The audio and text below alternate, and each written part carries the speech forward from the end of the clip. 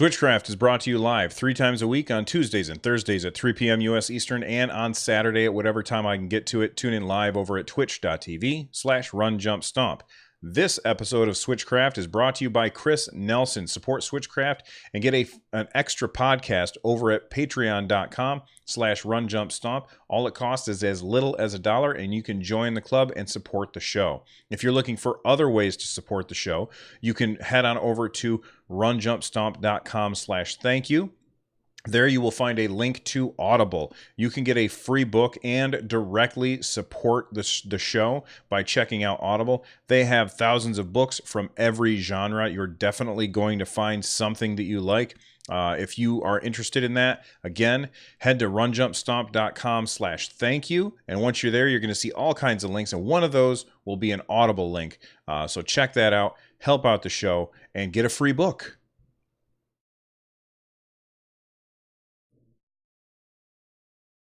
I need to make this bigger. All right.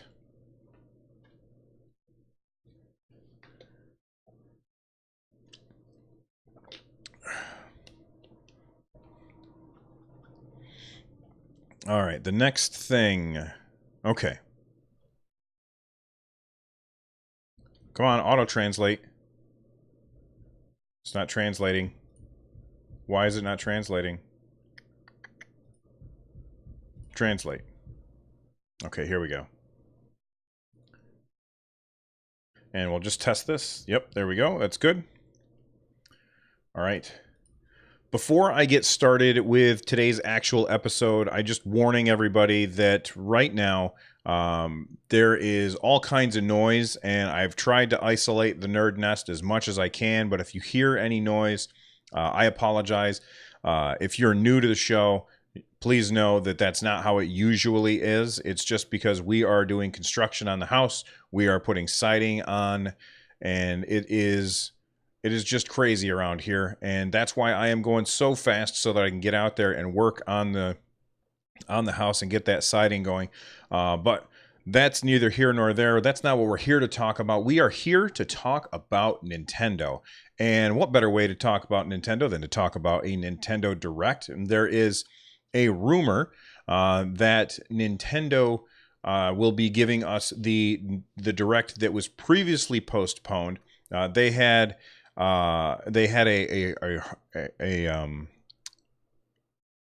an earthquake. Wow, I don't know why I couldn't think of that word. They had an earthquake over there, and it happened, and Nintendo decided, you know, and because of the earthquake and a lot of people being without power, it just didn't really seem like it was a good idea to be shouting out about video game news that day. And so they delayed their Nintendo Direct that was supposed to be, was it last Thursday or was it last Tuesday? I can't remember off the top of my head, and that's not really an important detail.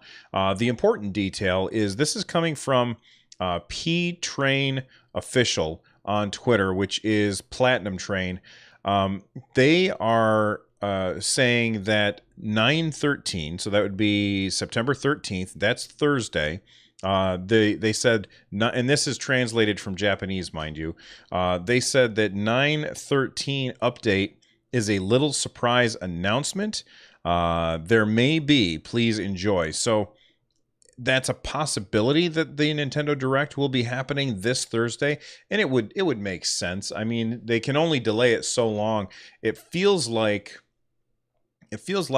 a lot of stuff that was going to be announced at the Nintendo Direct has kind of been announced as well, and I don't expect that Nintendo would edit their Nintendo Direct down based on the fact that the information has been released about various games.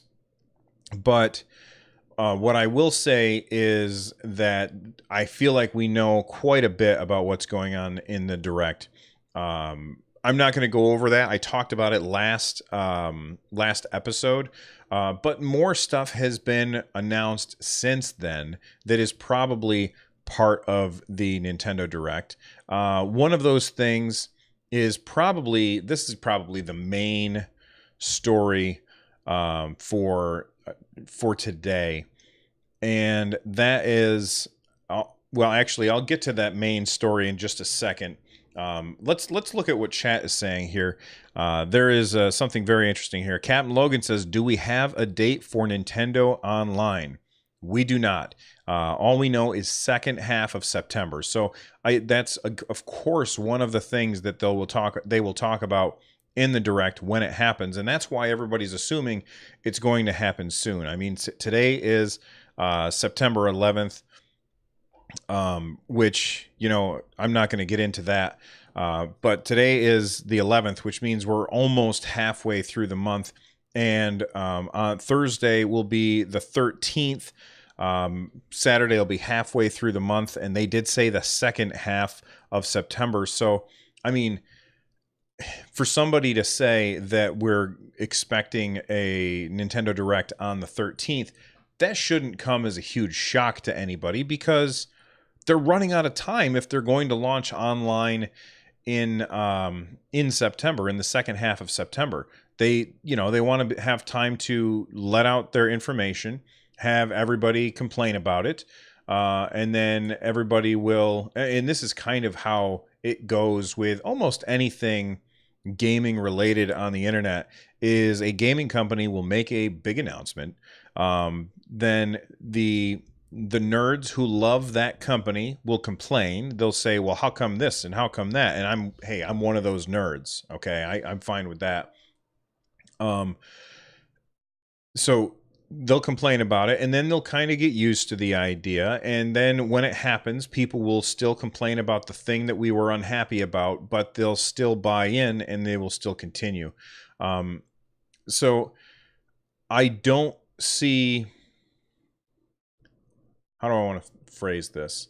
I think that Nintendo is going to stick with that second half of September, because they've delayed it so many times, and I almost think that they may, if they don't do it on Thursday, then I think that it won't happen until the day when they say, and it's live now. And I don't know that Nintendo would want to do one of those and it's live now reveals. Not for an online service. When you're talking about a game that you can go and download right away, yeah, that makes sense. Especially like a free-to-play game, when you're talking about like a game like Arena of Valor or Fallout Shelter or whatever it is, that kind of game, you might want to say, and you can go download it right now and people can jump right in. Captain Logan's right, just like Fortnite, like I said, free-to-play games, it works really well for a free-to-play game because people don't have to have their money saved up ahead of time. They can just say, oh, it's right now. Well, let's check it out and see what it's like and see if it's awesome. Which, again, Arena of Valor and Fortnite and Fallout Shelter, those are all pretty fun things. Those are all pretty awesome. I really had fun with Arena of Valor, and I can't wait to play it again. I can't wait for it to come back. But with them coming, and I've gotten distracted by chat. Way to go, chat. You got me off track. I think that we'll hear about, I think Thursday we're going to hear the direct, and I think that they will then announce the date that the Nintendo Switch Online stuff launches. And if I were to guess, I would say it's either the 18th or the 20th. But those are just guesses to me. But you wanted to see what chat was saying. That's right, Captain Logan. I did. I wanted to see what you guys were saying. And you said it so well that I lost track. I was like, ooh, shiny. Chat is so shiny. And I forgot what I was talking about. All right. So the thing that I wanted to talk about, or the thing that I was planning on talking about, being the bulk of today's episode, is an announcement that was made by Square Enix. And this is something I almost guarantee is going to be in the Nintendo Direct, but I don't think anybody saw this coming. And I'm so excited for this. This is Final Fantasy Crystal Chronicles Remastered Edition is coming to the Nintendo Switch. And damn it if I didn't just lose money. Like that, the money just jumped out of my wallet when I read that out loud. It's gone. I don't even know where it went. Hopefully it makes it to Nintendo and this ends up in my inbox or whatever, because I am excited for this. Now, if you've never played this game, this is a very different Final Fantasy game than any other Final Fantasy game that I think people have played.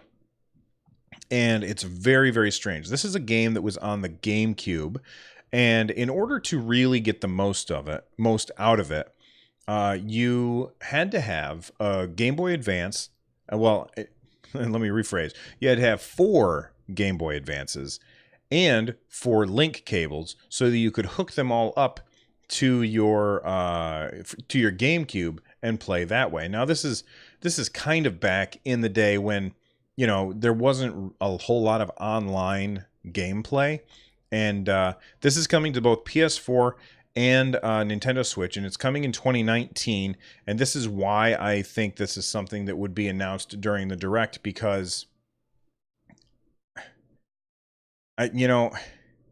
this is just one of those things where people sit up and they take notice, because Crystal Chronicles was this really very, very weird game where you had like almost like a vase that could hold back this poison that would kill people. And like the towns were all safe. You could go to a town and you'd be fine. But if you wanted to leave the town, you had to like take this vase with you and carry it around. And as you carried it, it would create a bubble of safety that you could walk around in. And you would go from town to town, basically. And again, it's been many years since I've played this game, and I never really got to take full advantage of it, but I'll talk about that in a second. So you were carrying the vase to keep this bubble of safety, and then you could set it down to fight the enemies that were nearby. And it was a multiplayer game. So I'm probably going to get parts of this wrong, but it was a multiplayer game, and basically you could control what was going on your GBA, which is hooked up to the GameCube, and you and your friend would see different things on your GBA screens, which is really cool. You had like different jobs. So you would say, okay, here, you hold the thing and carry it while I do this. And okay, here, switch with me. I'll carry the thing now and you do this. And it was up to 4 players. And, my roommate and I had picked up the game and we brought it home and started playing. And then we realized that we needed a GBA or a second GBA for it because we only had the one. So he was like, all right, I'm just going to buy one. So we went back to, was it EB Games at the time, or was it GameStop already? I can't remember. It was one or the other. I can't remember which one it was, but we went back to the store and he ended up picking up a GBA, as I already had one, and we plugged it back in, or we plugged it in, and then we played and we had an absolute blast. Now, of course, we didn't have 4 of them. Our other friends didn't have the extra cash to go out and spend on a GBA just for this one game. Of course, because that's ridiculous. Who would do that other than me and my other buddy? But Final Fantasy Crystal Chronicles is very, very exciting to come to the Switch. And the fact that I'm sure that it will have online play is fantastic. I'm very, very excited about this. And if you've never played it, you definitely got something really cool and unique that you can check out in 2019. And I wish it was coming sooner, but at the same time, I've got so much stuff on the backlog that I don't know when I'm going to get through it. But Final Fantasy Crystal Chronicles is really, really fun. And it's been just long enough that I don't remember much about it. So it's going to be like playing it for the first time all over again. I'm going to see what chat is saying about this. Captain Logan says, I really enjoyed the GBA GB player for the GameCube. It's funny, like There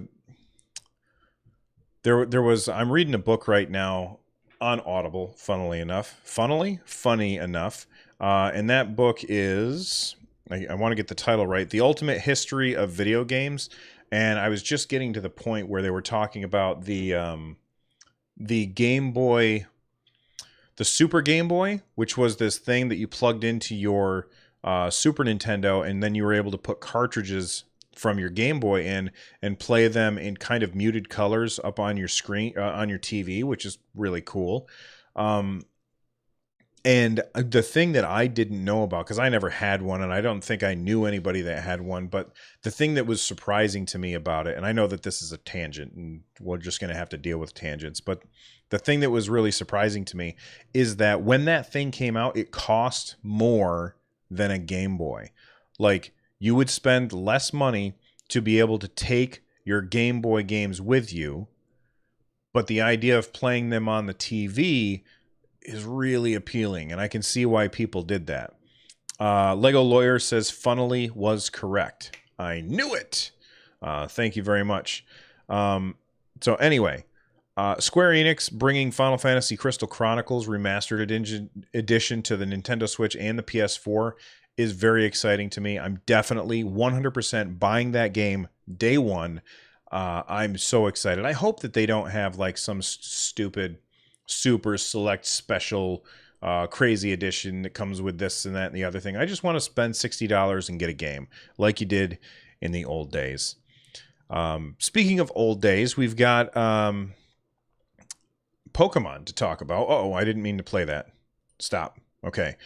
We've got Pokemon to talk about. We've got a trailer from there's a Nintendo Switch version of a Nintendo Switch. How am I going to phrase this? Well, you know what? I'll just show you the picture. There's a Nintendo Switch. Oh my God, my brain is just not working today. It's absolute mush. I'm sorry, guys. Bundle. That's the word I was looking for. Oh my gosh. There's a Nintendo Switch bundle that has Eevee brown left Joy-Con and Pikachu yellow right Joy-Con, and the Joy-Cons look really, really good. And that's really cool. But that's not really what I want to talk about. What I really want to talk about is this information about the game, which has like secret techniques and exclusive moves, and they were talked about in this brand new announcement. This is via Nintendo Everything. We've got these secret techniques and exclusive moves. I'm not going to read the whole thing, but I will go over some of the more interesting parts of it. So there's going to have secret techniques like Pikachu and Eevee are going to be able to help the player overcome obstacles they encounter to make travel easier. The special techniques or the skills can be used by the player's partner Pokemon outside of battle to clear away trees. So this is kind of like what has always been in those games. But then they have these partner exclusive moves. It says here, the player's partner, Pikachu or Eevee, can use exclusive moves that no other Pokemon can use. They're going to help players face any challenge, blah, blah, blah. Whereas it says they will occasionally send a sign during battle that it's a partner power or one of its exclusive moves can be used. So you can use them in a fight. Now, what I would hope, or what I would think would be better for this is if they took the secret techniques, which I can't remember what they're called off the top of my head. In like, were they HMs or TMs? Please let me know. But if they took those techniques and they just gave all of them to your as partner exclusive moves. So for example, like the thing where you can break a rock or slice a tree to get it out of the way. Because that was always one of the things that irritated me about Pokemon, where you had to have one character and you had to waste some of their move slots for things that weren't really useful in combat, just so that you could traverse the world easier. And I think that it would be better if basically Pikachu and Eevee just had their own little separate abilities that would let you go from place to place easier without having to waste a slot on those abilities for your main team. Almost like you could have 6 Pokemon with you, and then the 7th Pokemon that you could carry with you would be Pikachu or Eevee. I think that would be really cool. Yeah, HMs. I think they're HMs. Again, I've never really been into Pokemon really a lot, but it always bugged me. So Link 31254 is telling me that cut and stuff like that was HMs. So Raptor James is saying, I believe this was fixed for Sun and Moon, although I may be misremembering. I didn't play Sun and Moon very much. My son did, but I only played a little bit of it. So they fixed that in Sun and Moon. Well, then never mind what I was going to say. Well, thank you guys for clearing things up for me. I think the biggest thing here is the bundle. I think that is going to be really exciting for people. But do you see, the thing that bugs me is that right now they're selling it as a Switch bundle. I wonder if the Joy-Cons will be able to be picked up separately, or do you have to buy another Switch to do it? And that's really something that is curious to me. I'm opening up the website now and scrolling through and just looking to see if there's anything there that says anything about it. And I don't see anything about just buying the controllers. The controllers look really cool, but the only thing that I see is this wrong button. Special Nintendo Switch bundle. I don't want to buy another Switch. I just want the controllers. And that's because I only have, my Switch only has 2 Joy-Cons. I would like to have 2 more Joy-Cons. And I think of all the colors that they've shown off so far, these are probably my favorite. But to lock them behind buying a full Switch is, that's not what I want, personally. Although, I think of everything, I would prefer to have the cardboard one. The cardboard Joy-Cons look the best. Captain Logan says this is the best Joy-Con, the best colors so far. Raptor James says maybe a set of Joy-Cons and the Pokeball, that could be good. I would totally buy that. Well, maybe. I don't want the Pokeball either. I just want the Joy-Cons in the game. But beggars can't be choosers, I guess. I don't think I'm going to get what I want. What do you guys think? Would you prefer to be able to pick up just the controllers? My guess is you probably will. Tell me why I'm wrong.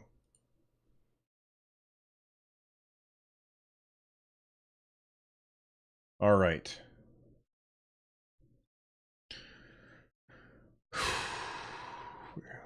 Man. I'd like the Pokeball. I would not like the Pokeball. It doesn't look comfortable to use.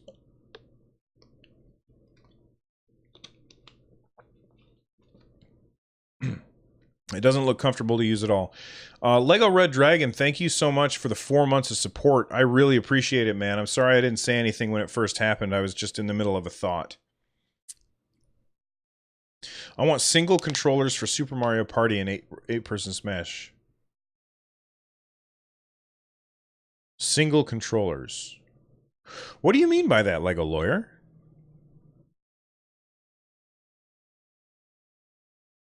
Yeah, I get what you're saying, Raptor James. All right. Let's hit these next. I'm going to dump these next 3 into the, well, I don't know why I'm telling you. I'm just going to say it again. All right, let's take the next 3 stories and drop them in the lightning round, talk about them real quick, and get out of here so you guys can get on with your day. So the 3 stories that I want to talk about, number 1 is Space Harrier is coming to Nintendo Switch via the Sega Ages lineup. So this is basically, it's almost like Sega's answer to Virtual Console. They're just reselling their games. Excuse me.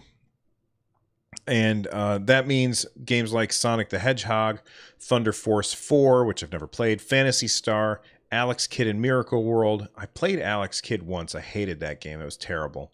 I don't know if I played the Miracle World one or not. Gain Ground. They said that these are all going to be released both in Japan and the US. And they also said that Space Harrier is going to be coming as well. If you've never played Space Harrier, it's this really, really interesting game. You play from like a third-person perspective, which was pretty impressive. back in the 80s. You played from this third-person perspective in like this 3D world, and you were, inexplicably, you were like some dude that would float, and he could like fly around in this three-dimensional world and shoot at objects that came at him. And I always tried playing it, never really snapped with me, but that might have just been because it was a game of its time, and I didn't play it at the time that it came out, so it wasn't a game that I had nostalgia for. I know that a lot of people really, really liked Space Harrier. Again, for me, I will tell you this, every time I saw screenshots of it when I was a kid, I was always like, oh my God, what are they doing? That's so amazing. Like, how did they do that? It's amazing stuff. So we're going to get that on the Switch. I like what Sega's doing here is bringing their games to the Nintendo Switch. Forget about Nintendo's virtual console nonsense. Sega's just going to give us the opportunity to give them money, and I appreciate that. And I remember talking about when they first announced games like Phantasy Star were coming to the Switch. I remember saying that I really liked what they were doing because they were doing things like updating the game to make things better.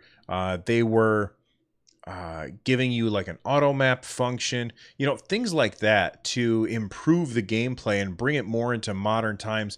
And I'm very curious as to how Space Harrier will work in that regard. But one thing that makes me more keen to try it out than anything else is this was a 3D game played with a D-pad, and I think playing it with a joystick, like the Joy-Con joystick or the joystick on my Pro Controller, I think that would change the game for me. And I've never tried Space Harrier like that, so it's definitely something I'm looking forward to checking out. But that's one more game that's coming to the Nintendo Switch. Let's see what else. Moonlighter is coming to the Nintendo Switch. I've got a first look that you can see, except I was playing on the PS4. My guess is the game will be pretty much the same. It's this really interesting game where you go dungeon diving, and I'm just going to break it down very, very simple. Most games where you are in a dungeon crawler, you go into the dungeon, you find loot, you go to an inn, and you sell it to the innkeeper for gold. Well, this time instead, you go into the dungeon, you find the loot, you bring it up, and then you open a store and customers come to you, and then you have to decide how much do I want to sell this for. If you sell it for too cheap, then it'll fly off the shelves, which is not good because then you're throwing away money. You want to try and find the right price and have it for the right people. And then there's like an upgrade mechanic so that you can upgrade your town. I ended up not playing too much of the game, mostly because I felt like I every time I went into the store, I was overwhelmed with choices. And that happens to me a lot in games where they give me a lot of choices. Sometimes I'm just like, I don't know what to do. And because I don't know what to do, I'm just not going to do anything, and I walk away. But by all accounts, Moonlighter is a fantastic game and one you should definitely check out. And if I had it on the Switch, I'd probably be more likely to play it just because I can sit on the couch and play it. I can sit in bed and play it. I can sit at my desk and play it. I can play it in the car or wherever. And you can just kind of keep going with that.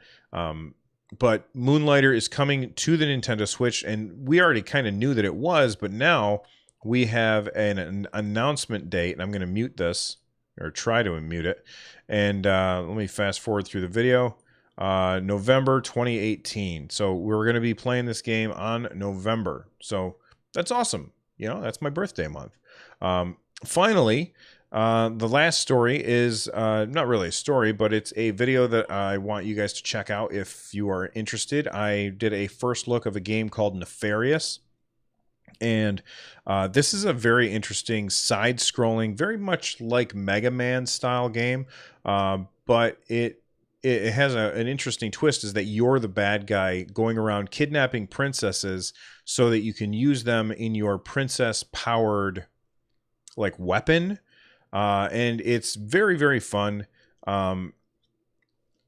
I felt like the first level was a little dead, but the more I played, the more I've enjoyed it, and it's really an interesting game. There's a lot of humor to the game, and I really like the writing. The overall tone of the art style, I like that as well. Very 16-bit era, or almost like, well, more like updated 16-bit era. Things look a little cleaner than 16-bit, but check out that first look and see if it's something that you are interested in. Again, that's Nefarious, Space Harrier, Moonlighter, all Nintendo Switch games that I think that people should check out.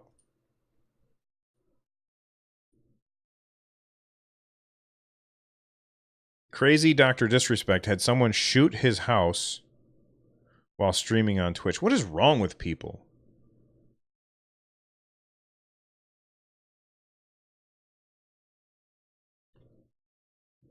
You can buy single Joy-Cons, Valisar. That's right. Moonlighter sounds like Racketeer. I haven't played that. I don't know anything about that one. All right. Well, I just want to apologize to everybody for my scatterbrain today. I taught hard today. I worked really hard at my job today, and I came home and I was talking to my dad about the siding, and talking to my son about his homework, and I'm just very scatterbrained today.